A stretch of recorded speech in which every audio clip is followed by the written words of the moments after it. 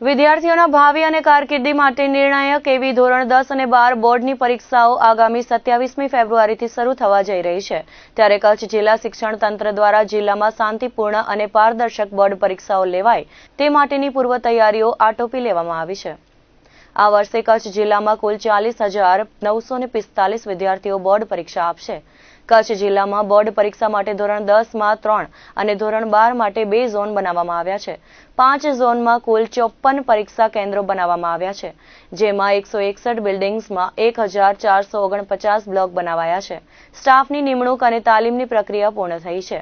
દરેક પરીક્ષા કેન્દ્ર પર સીસીટીવી કેમેરાની સુવિધા ઊભી કરવામાં આવી છે। સીસીટીવી કેમેરાનું સતત મોનિટરિંગ કરી પારદર્શક બોર્ડ પરીક્ષા લેવાય તે સુનિશ્ચિત કરાયું છે। કચ્છમાં બોર્ડ પરીક્ષાઓ નિર્ભય બની બોર્ડ પરીક્ષાઓ આપી શકે તે માટે તમામ પરીક્ષા કેન્દ્રો પર જરૂરી વ્યવસ્થાઓ ગોઠવાઈ છે। આ વર્ષે બોર્ડ પરીક્ષામાં રેગ્યુલર અને રિપીટર વિદ્યાર્થીઓની સાથે કુલ 5 જૈન મુનિઓ પણ બોર્ડની પરીક્ષા આપશે। આ અંગે વિગત આપતા જિલ્લા શિક્ષણ અધિકારી સંજય પરમારે જણાવ્યું હતું કે 3 જૈન મુનિઓ ધોરણ 10 અને 2 જૈન મુનિઓ ધોરણ 12ની બોર્ડની પરીક્ષા આપશે। જો કે આ વર્ષની બોર્ડ પરીક્ષામાં કચ્છની 2 ખાસ જેલ પાલારા અને ગળપાદર જેલમાંથી એકેય કેદી બોર્ડની પરીક્ષા માટે ફોર્મ ભર્યું નથી। સામાન્ય રીતે દર વર્ષે જેલમાં સજા ભોગવી રહેલા એકલ દોકલ કેદીઓ બોર્ડ પરીક્ષા આપતા હોય છે, જેના માટે શિક્ષણ વિભાગ અને પોલીસ દ્વારા ખાસ વ્યવસ્થા ગોઠવવામાં આવતી હોય છે।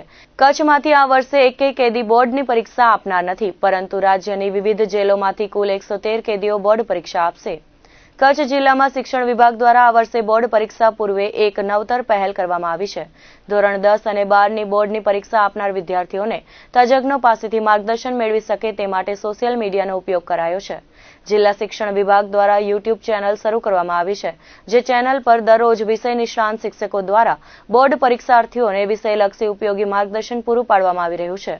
છેલ્લા 15 દિવસથી ચેનલ પર દરરોજ એક વિષય આધારિત વિડીયો અપલોડ કરવામાં આવે છે, જેનો કચ્છ સહિત રાજ્યભરના બોર્ડ પરીક્ષાર્થીઓ લાભ લઈ રહ્યા છે।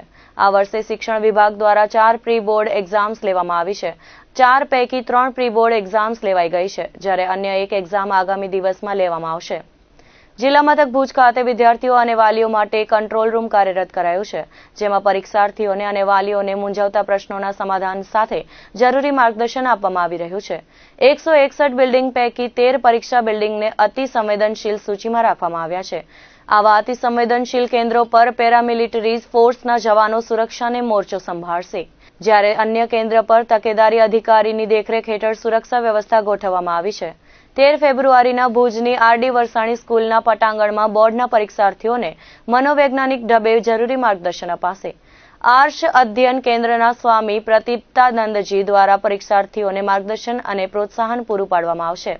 આ સેમિનારમાં કચ્છમાંથી અંદાજિત 1500 જેટલા વિદ્યાર્થીઓ ભાગ લેશે। જિલ્લા શિક્ષણ અધિકારી સંજય પરમારે જણાવ્યું હતું કે બોર્ડની પરીક્ષા ચાલી રહી છે, ત્યારે પરીક્ષા કેન્દ્ર પર વીજ વિક્ષેપ ન થાય તે માટે પશ્ચિમ ગુજરાત વીજ કંપનીના અધિકારીઓ સાથે બેઠક કરવામાં આવી હતી। પરીક્ષા દરમિયાન કોઈ પણ કેન્દ્ર પર વીજ પુરવઠો ન ખોરવાય તે સુનિશ્ચિત કરવા વીજ તંત્રને સૂચના અપાઈ છે। આ ઉપરાંત પરીક્ષા દરમિયાન કોઈ વિદ્યાર્થીને શારીરિક તકલીફ ઊભી થાય તો તકેદારીના ભાગરૂપે દરેક પરીક્ષા કેન્દ્ર પર આરોગ્ય વિભાગની ભાગરૂપે દરેક પરીક્ષા કેન્દ્ર પર આરોગ્ય વિભાગની ટીમને સ્ટેન્ડ બાય રાખવામાં આવશે। અપડાઉન કરતા પરીક્ષાર્થીઓ પરીક્ષા કેન્દ્ર પર સમયસર પહોંચી શકે તે માટે બસની સેવા સુનિશ્ચિત રાખવા તાકીદ કરવામાં આવી છે। તેમણે વધુમાં જણાવ્યું હતું, 27મી ફેબ્રુઆરીથી સમગ્ર રાજ્યના અંદર ધોરણ 10 અને 12ની પરીક્ષા શરૂ થનાર છે। આપણે કચ્છ જિલ્લાની વાત કરીએ તો કચ્છ જિલ્લાના અંદર ટોટલ આપણા 5 ઝોન છે। 3 10માના ઝોન છે, 2 12માના ઝોન છે। તમામે તમામ જે ઝોન કચેરીઓ અમે કાર્યરત કરી નાખી છે, એના સ્ટ્રોંગ રૂમ પણ તૈયાર કરી દીધા છે। તેમાં સ્ટાફની નિમણૂક ઝોન કચેરીમાં થઈ ગઈ છે। ખાસ કરીને આપણે એસએસસી અને એચએસસીની વાત કરીએ તો એસએસસીના અંદર ટોટલ આપણા 26,063 વિદ્યાર્થીઓ આ વખતે પરીક્ષા આપશે।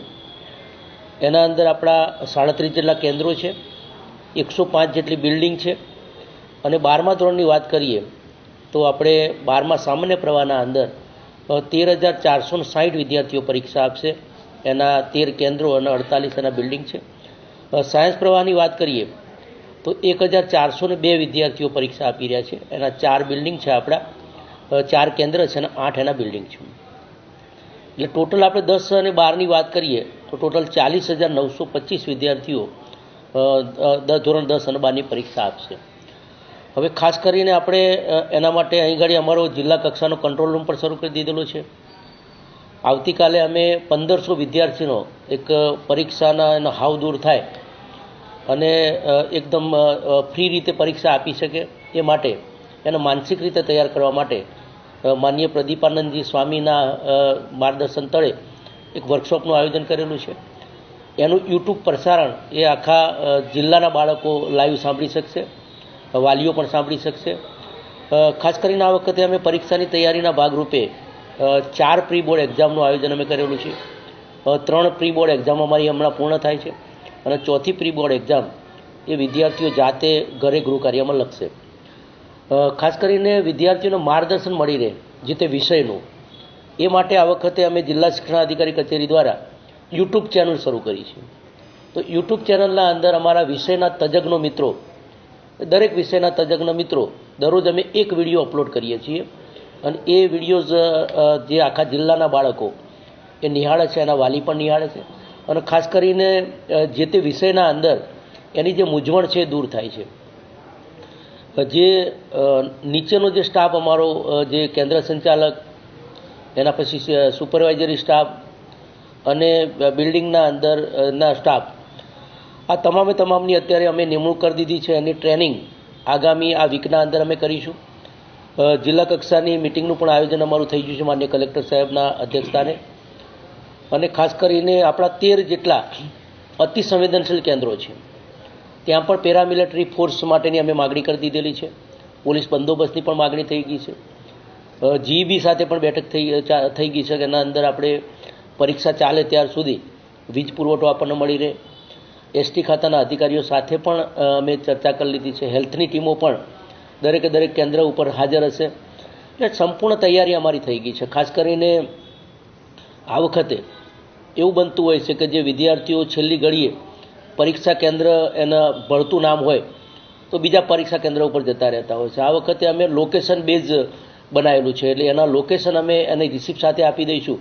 એટલે પરીક્ષા કેન્દ્રના અંદર લોકેશન સાથે એ જશે ને એને બીજી જગ્યાએ ફરવું નહીં પડે. એટલે આમ અમારી સંપૂર્ણ તૈયારી 10-12 પરીક્ષાની થઈ ગઈ.